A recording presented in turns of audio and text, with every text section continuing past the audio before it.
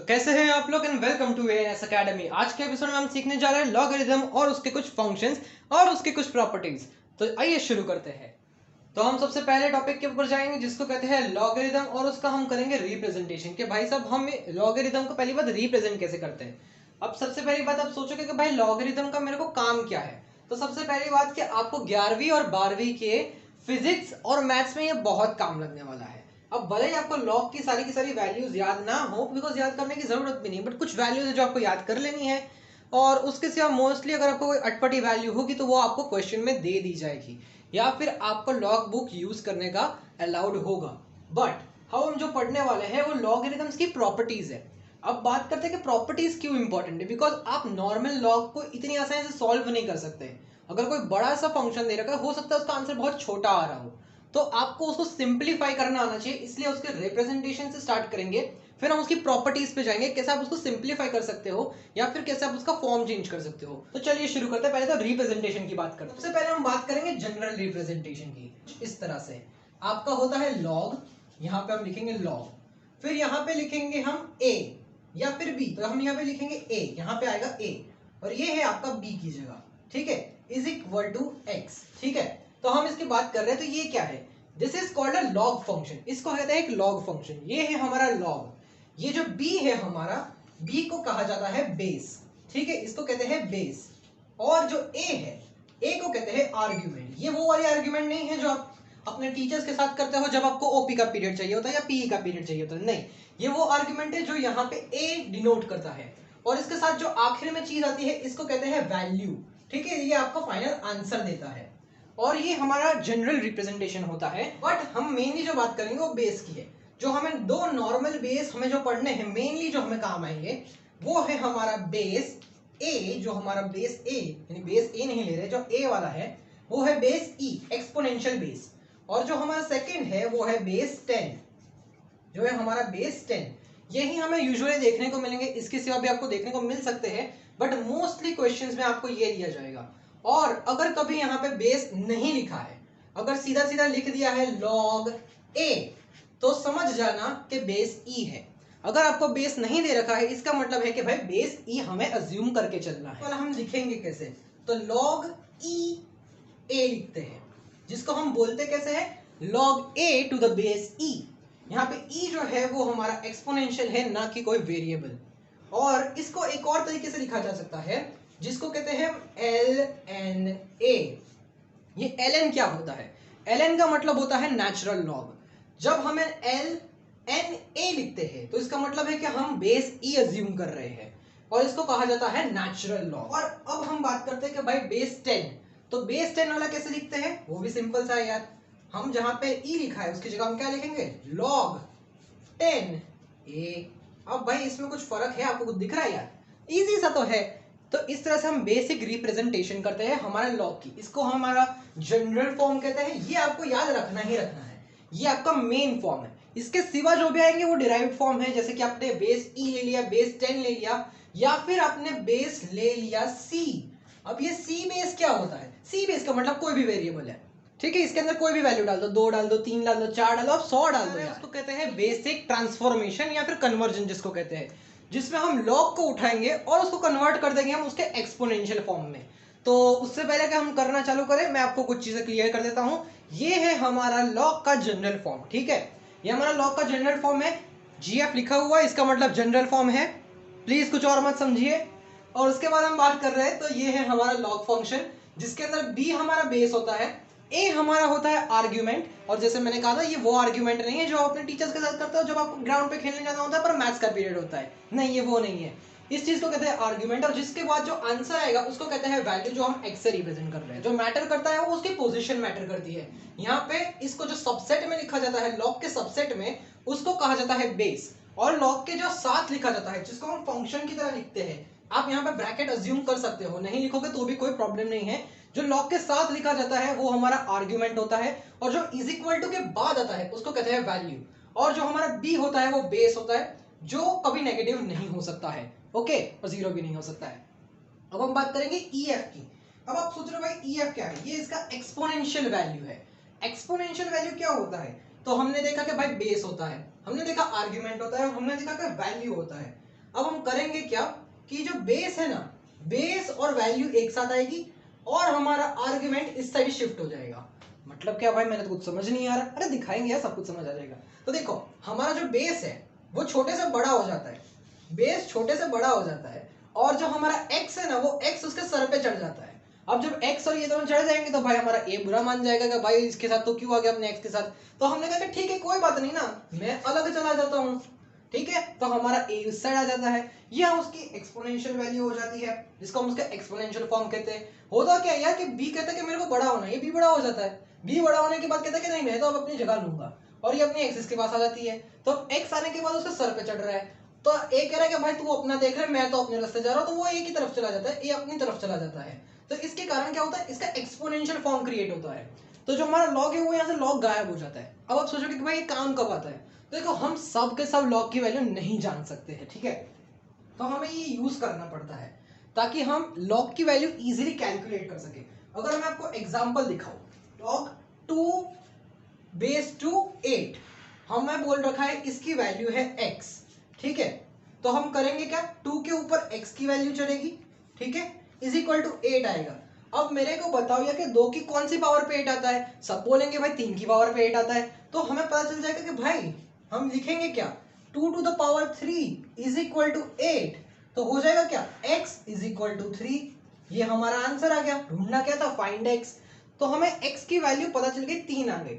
इससे हम जब करेंगे कि भाई हमने लॉग को हमने एक्सपोनेंशियल में कन्वर्ट किया, तो हमें कितनी जल्दी आंसर मिल गया। बाकी इसको देख के आपको लग रहा था कि भाई आंसर आएगा, लॉग के ऊपर 2 रखा है, यहाँ पे 8 रखा है, यहाँ पे x रखा है, भाई क्या कंफ्यूजन वाला मामला है। हमने कहा कि कोई बात नहीं, काम करते x को इसके सर पे बिठा दो और 8 को इसकी जगह दे दो। अब यहाँ पे जब इंटरचेंज होगा तो क्या होगा, पहले तो बात 2 बड़ा हो जाएगा, हमारा 2 बड़ा हो गया और x उसके सर पे चढ़ गया। अब x सर पे चढ़ गया तो कहता है 8, कहता है मैं अपने रास्ते तुम अपने रास्ते। तो कहता है ठीक है भाई x की कौन सी वैल्यू है कि मैं 8 बन जाऊं। तो कहता है कि भाई मैं 3 की वैल्यू पे 8 बनूंगा। तो इस तरह से आपको x की वैल्यू पता चल गई। x की वैल्यू कितनी होती है, 3 नहीं, सारी x की वैल्यू 3 नहीं होती, इस x की वैल्यू 3 है। हर एक फंक्शन के अंदर अलग अलग होता है। जैसे कि हम एक और कुछ एग्जांपल्स करते हैं, इससे आपको और क्लियर हो जाएगा। तो मैं आपके लिए लेके आया हूं 2 एकदम तूफानी क्वेश्चंस। अब ये क्वेश्चन करने के लिए आपको मैं दे रहा हूँ 5 सेकंड, जिसके अंदर आप इसको ट्राई करोगे, वीडियो पॉज करके आप वीडियो आप चालू कर सकते हो। और अगर आपका आंसर आ रहा है तो वेरी गुड, अगर नहीं आ रहा तो देख लो कैसे हो रहा है। सबसे पहले हमारा क्वेश्चन है कि भाई log base 327 is equal to x करना क्या है, ढूंढना है क्या है, एक्स ढूंढना है, हमें एक्स की वैल्यू ढूंढनी है।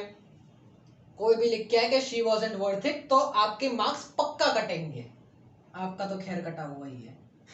तो चलो आ जाते हैं इसके ऊपर।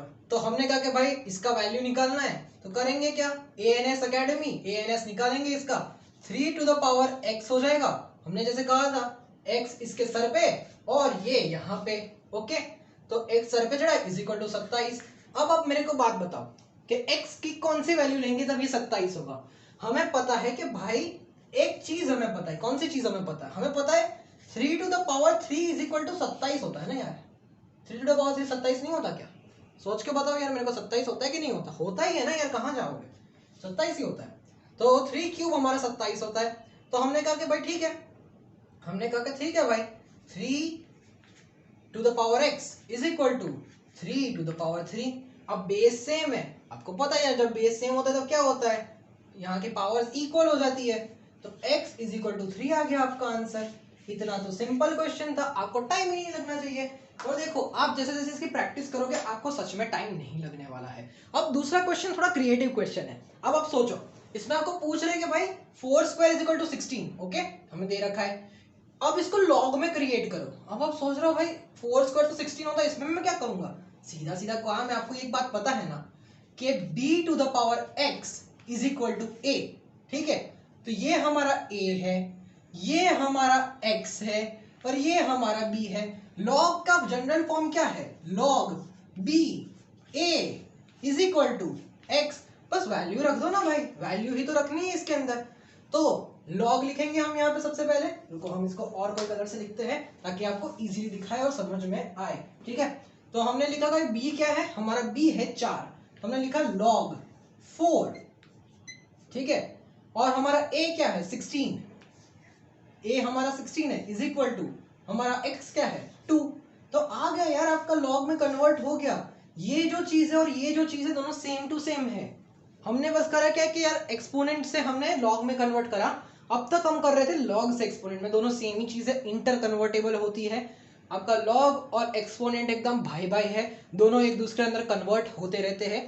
तो लॉगरिथम का एक सबसे इंपॉर्टेंट पार्ट, लॉगरिथम का रिप्रेजेंटेशन एकदम डिटेल में हमने कंप्लीट कर लिया है। अरे अरे मेरे टॉपर, तुम लोग तो सीख के अगर रिप्रेजेंटेशन अगर नहीं सीखा है तो लास्ट टाइम का वीडियो जाके देखाओ। तो चलिए शुरू करते हैं आज का एपिसोड। आज के एपिसोड में हम बेसिकली प्रॉपर्टीज के बारे में पढ़ेंगे। तो कुछ सिंपल सिंपल सी प्रॉपर्टीज है। तो लॉग ऑफ वन जिसको कहते हैं, लॉग ऑफ वन, ये प्रॉपर्टी का नाम है। देखो सारी प्रॉपर्टी के कोई बेसिक दिए हुए नाम नहीं है, ये ऐसे ही नाम है इनके। तो प्रॉपर्टी का नाम है लॉग ऑफ वन। इस लॉग ऑफ वन के अंदर हम कहेंगे कि भाई अगर तुम किसी चीज का लॉग है, लॉग अगर वन का है तो वन का लॉग हमेशा ही कितना आता है, 0 आता है।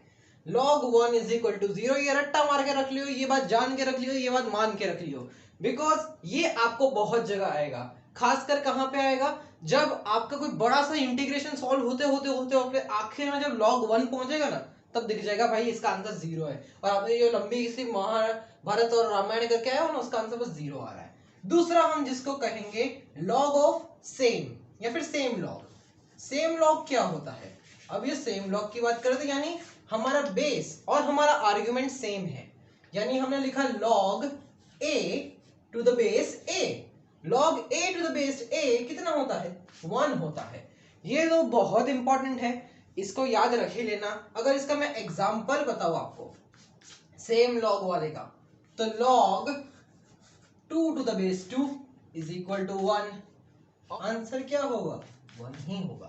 तो ये हमारे सबसे ज्यादा इजी वाले प्रॉपर्टीज है। अब चलो हम इसके आगे वाली प्रॉपर्टीज के ऊपर चलते हैं। तो अब हमारी तीसरी प्रॉपर्टी पे आ जाते हैं जिसको हम प्यार से कहते हैं प्रोडक्ट रूल। अब ये प्रोडक्ट रूल होता क्या है, अब प्रोडक्ट रूल में सीधी सीधी बात ये है कि अगर हमें किसी दिन दे रखा है कि चलो एक और कलर से यूज करते हैं तब क्या कुछ समझ में आए, तो हमें दे रखा है भाई log और ब्रैकेट के अंदर mn दे रखा है। अगर हमारे पास log के साथ दो चीजें दे रखी है, एक m है और एक n है और दोनों मल्टीप्लिकेशन में है, तो इसका आंसर क्या आएगा, इसका आंसर आएगा log, क्या आएगा, log m plus log n। समझे, मतलब अगर कभी ऐसे मल्टीप्लिकेशन में दे रखा हो तो हम उसको प्यार से तोड़ के प्लस में लिख सकते हैं। ये आपको कब काम आएगा, जब आपके पास एक बड़ा नंबर हो और आप तोड़ के उसकी सिंप्लीफाई कर सके। एग्जाम्पल देखते हैं इसका, ताकि आपको और अच्छे से समझ में आए। जैसे कि मैंने एग्जाम्पल लिखा, हमने एग्जाम्पल क्या लिखा, हमने लिखा कि भाई log हमारे पास है कितना, 12। log 12 है हमारे पास। अब log 12 को मैं कैसे लिख सकता हूं, अब मैं log 12 को लिख सकता हूं log ऑफ क्या, log ऑफ 3 इंटू 4। ठीक है, log ऑफ 3 इंटू 4, जिसको मैं आसानी से लिख सकता हूं, क्या लिख सकता हूं, log ऑफ क्या, log of 3 plus log of 4। तो इस तरह से आप इसको तोड़ के 2 में लिख सकते हो। इस तरह से आपका कोई भी होगा तो आप इसको इजीली तोड़ के लिख सकते हो। ये आपको इंटीग्रेशन में काफी काम आएगा। और इसका इनवर्स भी होता है जो हम देखेंगे। तो प्रोडक्ट रूल का इनवर्स क्या होता है, हमने अभी तक देखा कि log ऑफ mn होता है log m plus log n। ठीक है, ये हम देख चुके हैं। अब इसका इनवर्स लिखते हैं। log a है हमारे पास और log b को प्लस दे रखा है, तो आंसर क्या आएगा, आंसर हम सीधा सीधा कहेंगे, इसका आंसर आएगा log लिखेंगे प्यार से, ब्रैकेट बनाएंगे, नहीं बनाएंगे तो भी चलेगा पर बना दियो, a b लिख देंगे। ठीक है, तो ये उसका इनवर्स होता है। एग्जाम्पल दे देता हूं मैं आपको। एग्जाम्पल देने के लिए हमने कहा कि भाई मेरे पास है log ऑफ 2 और प्लस मेरे पास है log ऑफ 10, बशर्ते दोनों का बेस सेम हो। यहाँ पे किसी में भी आपको बेस दिख नहीं रहा है, मैंने किसी में भी बेस नहीं लिखा है। अगर बेस नहीं लिखा है तो आप आंखें बंद करके अज्यूम कर लो कि बेस इसका e है। जब बेस नहीं लिखा होता है तो इसका मतलब होता है कि सबका बेस e है, और हमने यहाँ पे नहीं लिखा मतलब बेस e है। अगर बेस सेम नहीं है तो आपको ट्राई करना है कि बेस सेम हो या फिर एक्सपोनेंट पे कन्वर्ट कर दीजिए। यहाँ पे हमें बेस सेम दे रखा है तो इसमें हम प्यार से लिख ही देंगे। इसमें क्या लिखेंगे हम, log ऑफ 2 इंटू 10। यानी कि log 20 हो जाएगा इसका आंसर। तो इस तरह से आप सिंपली प्रोडक्ट रूल को अप्लाई कर सकते हैं। देखो मैं मानता हूं कि हैंड राइटिंग आपको समझने में थोड़ी प्रॉब्लम हो सकती है, इसलिए मैं हर एक चीज को दो बार रिपीट कर रहा हूं। तो कोशेंट रूल की बात करते हैं। तो अगर हमें कभी दे रखा है log और उसमें दे रखा है m डिवाइडेड बाय n, हम इसको प्यार से लिख देंगे log m minus log n। ये हमारा होता है कोशेंट रूल बेसिकली, और इसका इनवर्स भी वही होता है जैसे हमने वहां पे किया था। इनवर्स क्या होता है इसका? अगर दे रखा है log of m minus log of n, तो हम इसको प्यार से लिख देंगे log of m divided by log of n। ये हमारा बेसिकली कोशेंट रूल होता है। इसका एग्जांपल कर लेते हैं। log ऑफ 3/4 को हम लिख सकते हैं log of 3 minus log of 4। देखो प्लस में तो कोई लोचा नहीं होता, बिकॉज प्लस में तो ऑब्वियसली दोनों प्लस में आएंगे, बट जब कोशेंट रूल लगाते हैं जो नीचे डिनोमिनेटर में होता है ना वो माइनस में आता है, और जो ऊपर न्यूमरेटर में होता है ना वो प्लस में आता है। तो अब हम बात करते हैं इसकी फिफ्थ और आखिरी इंपॉर्टेंट प्रॉपर्टी के बारे में। देखो एक बात आप मान लीजिए कि इसके अंदर इतनी सारी प्रॉपर्टीज है कि आप करते जाओगे थकते जाओगे, उससे अच्छा मैं आपको मेन बताऊंगा, बाकी इसके अंदर से ही डिराइव होती है। तो हम जो पांचवी प्रॉपर्टी की बात कर रहे हैं, अगर मेरे को नंबर ठीक से याद हो तो पांचवी प्रॉपर्टी की जिसकी बात कर रहे हैं उसको कहते हैं एक्सपोनेंशियल प्रॉपर्टी। अब ये क्या है? ये वो कन्वर्जन नहीं है जो हमने थोड़ी देर पहले पढ़ा था रिप्रेजेंटेशन के टाइम पे। अब होता क्या है कि अगर हमारे पास log के साथ एक कांस्टेंट k लगा हुआ है, ये k हमारा कोई भी एक न्यूमेरिक कांस्टेंट है, हमने बोला कि भाई log a है यहाँ पे, ठीक है, तो इसको हमने ये ऐसा लिखा हुआ है, तो इसका होगा क्या? तो इसको हम इज इक्वल टू क्या कर सकते हैं, log यहाँ ही रहेगा, a यहीं रहेगा, बट k पावर में आ जाएगा, k यहां से लेके वहां तक कूद जाएगा, यहां पे से वो ऊपर कूद जाएगा सुपरसेट में, यानी ये अप पावर पे चल जाएगा। तो ये हमारी यूजुअली एक एक्सपोनेंशियल प्रॉपर्टी होती है जो हम यूज करते हैं। अब इसका इनवर्स भी ट्रू है, मतलब क्या भाई, अगर किसी ने लिख दिया log a to the power k, तो हम लिख सकते हैं log a और बाहर पे k। ये आपको कब काम आएगा? ये आपको तब काम आएगा जब आपको एक अच्छा क्वेश्चन करना हो। अब देखो मैं करने के वाला हूं, आप एग्जांपल से देखो।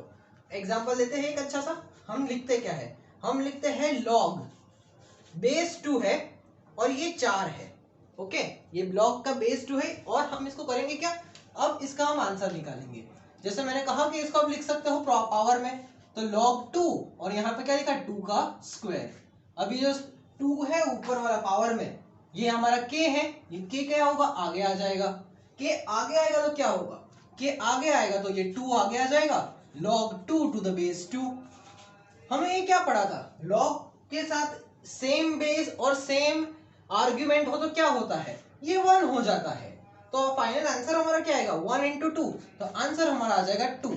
अब भले ही आप ये आंसर नॉर्मली भी निकाल सकते हो, वो पावर वाला मेथड जो हमने करा था उससे, बट ये भी एक मेथड है और ये बहुत ज्यादा क्विक मेथड है। ये तो मैंने आपको पूरा करके दिखाया। अब आप एग्जाम में जब कर रहे होगे तो आपको दिखेगा कि भाई 2 है तो इसका स्क्वायर करके इसको आगे ले लेंगे और 2 उड़ जाएगा, ये सारा स्टेप कौन करने बैठेगा? तो ये आप इजीली कर सकते हो। ये बेसिकली आपका पूरा का पूरा एक्सपोनेंशियल वाला हो चुका है log का। अब इसके अंदर देखो, इसके अंदर इतनी ज़्यादा कोई प्रॉपर्टी आती नहीं है। सेम इसको अगर आप एक्सपोनेंट वाले फॉर्म में लिखोगे तो उसमें भी वही सेम होता है। तो बस आपका मेनली जितनी प्रॉपर्टीज है वो इतने में समराइज हो चुकी है। और भी कुछ प्रॉपर्टीज है और भी क्वेश्चन है जो आप हमें करने वाले हैं। मेनली आपको जो क्वेश्चंस पे ध्यान देना है उस पे ध्यान देना है, बिकॉज क्वेश्चन जितने आप करोगे उतना आपको समझ आएगा। तो अब हम कुछ एग्जांपल क्वेश्चंस करेंगे जो बहुत सही है। कैसे हो मेरे टॉपर लोग? तो आगे क्वेश्चन करने के लिए तो सबसे पहला क्वेश्चन जो हम करने जा रहे हैं बहुत सही सा क्वेश्चन है। क्या लिखा है हमारे पास? है log 5x, ठीक है, log 5x is equal to log of 2x plus 9। अब देखो ये हमने एक एक्स्ट्रा प्रॉपर्टी करी नहीं है, बट आप समझ लो कि जब भी log का बेस सेम होता है ना, जहां पे जैसे कि लिखा हुआ है भाई log बेस e है, तो जब भी log का बेस सेम होता है ना तो आप दोनों तरफ से log उड़ा सकते हो। अब एक बड़ी सी बात, कभी भी एग्जाम में इस तरह से काटा मत मारना log के ऊपर। log काट नहीं रहे हो तुम दोनों साइड पे एंटी log ले रहे हो। तो आप कभी log काटते नहीं हो, आप एंटी log कर रहे हो, तो आप या तो लिखोगे टेकिंग एंटी लॉग या फिर डायरेक्टली लॉग हटा दो। आपको कभी भी उसको काटा नहीं मारना है, काटा मारोगे तो भाई सीधा सीधा मार्क्स काट देगा, बिकॉज लॉग कटता नहीं। तो हम करेंगे क्या, दोनों का पर हमने नीचे बेस नहीं दिखा रखा, बेस नहीं है इसका मतलब है कि लॉग की भाई बेस यहाँ पे ई है। तो हम क्या कहेंगे, या तो हम लिखेंगे टेकिंग एंटी लॉग। अब देखो ये क्वेश्चन अगर आपका 2 मार्क में, वैसे ऑब्वियसली ये 2 मार्क का 1 मार्क का क्वेश्चन है, बट मैं आपको एग्जांपल दे रहा हूँ कि अगर इस टाइप का कोई छोटा क्वेश्चन है तो आपको टेकिंग एंटी लॉग लिखने की जरूरत नहीं है। बट अगर 4 मार्क का क्वेश्चन हो तो लिखना बिकॉज टेकिंग एंटी लॉग, तो हमारा क्या होगा, लॉग हट जाएगा। लॉग हटने के बाद क्या होगा, फिर तो भाई अलजेब्रा है। 5x is equal to 2x plus 9, ठीक है, ये यहाँ पे आएगा 3x is equal to 9, x हो जाएगा अपना 3। तो ये इतने सिंपल सिंपल चीजें ये है हमारा लॉग के अंदर। लॉग हमारा कॉम्प्लिकेटेड नहीं है जितना लोग समझ रहे हैं, लॉग इजी सी चीज है, बस उसको करने की ट्रिक आनी चाहिए, और जितना जितना आप प्रैक्टिस करोगे उतना अच्छे से आपको आने लगेगा। चलते हैं दूसरे क्वेश्चन की तरफ। तो दूसरे क्वेश्चन की तरफ आ चुके हैं हम लोग। यहाँ पे हमें दे रखा है log x plus 1 to the base 2 minus log x minus 4 to the base 2 is equal to 3। अब आपने देख के दिख रहा है कि भाई यहाँ पे हमें नेचुरल लॉग नहीं दे रखा है, लॉग में 2 की वैल्यू दे रखी है। तो देखते हैं क्या करना है। वैसे इसका हम वैसे इसको बहुत इजीली कर सकते हैं, इसमें आपके सारे के सारे जितने भी मैंने प्रॉपर्टी समझे ना एक बार में निकल जाएंगे ऑलमोस्ट। तो हमें क्या दिख रहा है यहाँ पे, हमें दिख रहा है कि भाई माइनस की साइन यानी क्वोशिएंट रूल लगेगा। तो हम देखो यहाँ पे बेस सेम है, अगर बेस सेम नहीं है तो क्वोशिएंट रूल नहीं लग सकता है, बट बेस सेम है तो क्या लिखेंगे हम, लॉग 2 और यहाँ पे ब्रैकेट बना, देखो ब्रैकेट बना लेना वो आपको इजी रहेगा ताकि आप इसको देख सको और समझ सको, इज इक्वल टू 3। अब आप सोच रहे हो भाई यहाँ पे बेस 2 है, यहाँ पे एक तरफ लॉग एक तरफ लॉग नहीं है, क्या करेंगे भाई, मैंने आपको बताया था क्या होता है, ये बड़ा होता है x के पास जाता है और ये उस साइड चला जाता है। यार ये तो हमने सिखाया था सबसे पहले रिप्रेजेंटेशन की वीडियो में, एक्सपोनेंट में कन्वर्ट कर दो तो आएगा क्या, 2 to the power 3 is equal to x plus 1 divided by x minus 4। किया था ना भाई, ये हमारा है क्या, x है हमारा, ये हमारा क्या है, ये b है, ये a है। हमारा b बड़ा होता है, x उसके सर पे चढ़ती है तो हमारा a भाग के अपने रास्ते चला जाता है। तो ये क्या होगा, यहाँ पे 2 का क्यूब 8 होगा, तो 8 into x minus 4 cross multiply कर दिया is equal to x plus 1, ठीक है। तो ये x हो जाएगा, ये क्या होता है 8x होगा, ये हमारा माइनस 32 हो जाएगा इज इक्वल टू क्या आएगा, x प्लस 1। अब इसको करने जाएंगे तो आएगा 7x इज इक्वल टू 33, तो हमें x मिल जाएगा 33/7। अब ऐसे भी छोड़ सकते हो आप, अगर ऐसे नहीं छोड़ना तो आप लिख सकते हो x इज इक्वल टू 4.714 के आसपास होगा, देख लेना कैलकुलेटर पे कैलकुलेट कर लियो। जहां तक मेरे को लग रहा है यही आंसर होना चाहिए इसका, 1 डेसिमल आजू बाजू हो तो ठीक है, तो ये आपका आंसर आ जाएगा। देखो दिखने में कितना भयंकर क्वेश्चन लग रहा है। अब देखो होता क्या है कि बच्चे ना यहाँ तक करते हैं, यहाँ तक ले आते हैं, अब यहाँ पे आके उनकी फटती है कि भाई यहाँ पे लॉग है, यहाँ पे कांस्टेंट है। अब क्या करेंगे, जब एक साइड पे लॉग और एक साइड पे कांस्टेंट दिख रहा है, सीधा सीधा इसको एक्सपोनेंट के फॉर्म में कन्वर्ट कर दो, ये बेस्ट मेथड रहता है और आपका धड़ाक सा आंसर आ जाएगा। अगर आप नॉर्मली करने जाओगे भाई, दूसरी तरफ आप लॉग बनाने जाओगे फिर तो आपकी लग गई है, फिर आप 2 मार्क का क्वेश्चन 4 मार्क का, 5 मार्क का, 6 मार्क का बना दोगे, भले मार्क्स आपको सेम मिलने वाले, ऊपर से आंसर निकालने में और टाइम लगेगा। सीधा सीधा कर लो, आंसर आ जाएगा एकदम मक्खन। तो अगले क्वेश्चन की तरफ चलते हैं, तो तीसरे क्वेश्चन पे चलते हैं। तो देखो तीसरा क्वेश्चन बहुत सही क्वेश्चन है, देखो इसमें आपके सारे कॉन्सेप्ट एक बार में क्लियर कर देंगे। सबसे पहले हमें बोल क्या रखा है, बोला हमें ये है कि log 2 to the base 3 plus log x to the base 3, और यहाँ पे 2 मल्टीप्लीकेशन में है, और यहाँ पे दे रखा है log is equal to log 3 और बेस 3 और 7x माइनस 3 दे रखा है, ढूंढना हमें x है। तो करना क्या होता है, देखो हमें यहाँ पे ये इसको हम अभी छेड़ेंगे, ठीक है, इसको ये नॉर्मल फॉर्म में है, सबसे सिंपल फॉर्म में, तो हम इसको ऐसे के ऐसे लिख देंगे। जो चीज सिंपल है उसको छेड़ने का नहीं, जो चीज सिंपल नहीं है उसको छेड़ो। तो यहाँ पे हमें दिख रहा है कि भाई ये आगे है, आगे वाला है, तब तक हम कुछ कर नहीं सकते, भले दोनों के बेस सेम हो, पर जब तक हमारा ये लॉग अकेला नहीं होता तब तक हम कुछ नहीं कर सकते। तो लगा ठीक है तू अकेला है ना, नहीं है ना, तो हम इसको ऊपर भेज देते हैं। हमने बोला था ना कि जब इन्वर्स करेंगे तो सेम ही होगा, के ऊपर जाता है के बाहर आता है। तो हमने क्या करा, ये हमने इन्वर्स कर दिया, तो हुआ क्या, log to the base 3, but अब ये x स्क्वायर हो जाएगा इज इक्वल टू log 3 और यहाँ पे 7x माइनस 3 हो जाएगा। ओके, अब ये तो ठीक है। अब ये log के बनने, दोनों की बेस सेम है और log है दोनों के दोनों, तो करेंगे क्या, हम लिखेंगे log 3, बेस 3 है और यहाँ पे 2x स्क्वायर लिख देंगे is equal to log 3 7x minus 3। ये 4 मार्क का क्वेश्चन है, ठीक है। लिखेंगे टेकिंग एंटी लॉग, दोनों तरफ से लॉग लॉग उड़ जाएगा, लॉग लॉग उड़ जाएगा तो 2x² is equal to 7x minus 3। अब ये होगा क्या, ये 2x² आ गया, यहाँ पे 7x हो गया माइनस में, और यहाँ पे प्लस 3 इज इक्वल टू 0। यार क्वाड्रेटिक है, क्वाड्रेटिक सॉल्व कर लोगे आप। अब देखो मैं क्वाड्रेटिक सॉल्व करना आपको सिखा तो नहीं रहा, बट ठीक है कोई बात नहीं, हम क्वाड्रेटिक भी सॉल्व करेंगे। 2x² ले लेंगे, यहाँ पे माइनस 6x होगा, माइनस x होगा, प्लस 3 होगा, इज इक्वल टू 0 होगा। यहाँ से हम 2x कॉमन निकालेंगे तो आएगा क्या, x माइनस 3, और यहाँ से माइनस 1 निकालेंगे, x माइनस 3 आ गया, इज इक्वल टू 0। तो ये यहाँ से आएगा x इज इक्वल टू एक वैल्यू हमारी आएगी 3 की, और जो दूसरी वैल्यू आएगी वो आएगी 1/2 की। 1/2 और 3 हमारी दो वैल्यू आएगी x की। तो ये हमारे सबसे अब तक के सबसे अच्छा क्वेश्चन यही है, इसमें आपके सारे कॉन्सेप्ट क्लियर हो चुके हैं। मैं आपको कुछ होमवर्क क्वेश्चन दूंगा जो आपको करना है, ठीक है। तो मेरे टॉपर लोग, आज का ये हमारा सेशन खत्म होता है, और ये हम आखिरी की जो होमवर्क है, देखो मैंने बहुत इजी क्वेश्चन आपको होमवर्क में दिए जो आपको बस सॉल्व करना है। 4 क्वेश्चन है बस, फिर भी मैं आपको एक बार पढ़ देता हूँ। क्या लिखा है कि सिंप्लीफाई करना है, हमारे पास 4 क्वेश्चन जिसको सिंप्लीफाई करना है। पहला है लॉग ब्रैकेट 3 प्लस एक्स, इसको आपको सिंप्लीफाई करके लिखना है। फिर हमारे पास log 3/x जिसको सिंप्लीफाई करना है। फिर हमारे पास है log x³ जिसको सिंप्लीफाई करना है। और ये क्वेश्चन बहुत अच्छा है, करके देखना। 2 log 3 to the base 3 plus log 3 to the base 3 plus 2 log 100 to the base 100, ये आपको सॉल्व करना है और मुझे आंसर बताना कमेंट सेक्शन में। और तब तक के लिए ओके बाय, पढ़ते रहिए, मजे करो।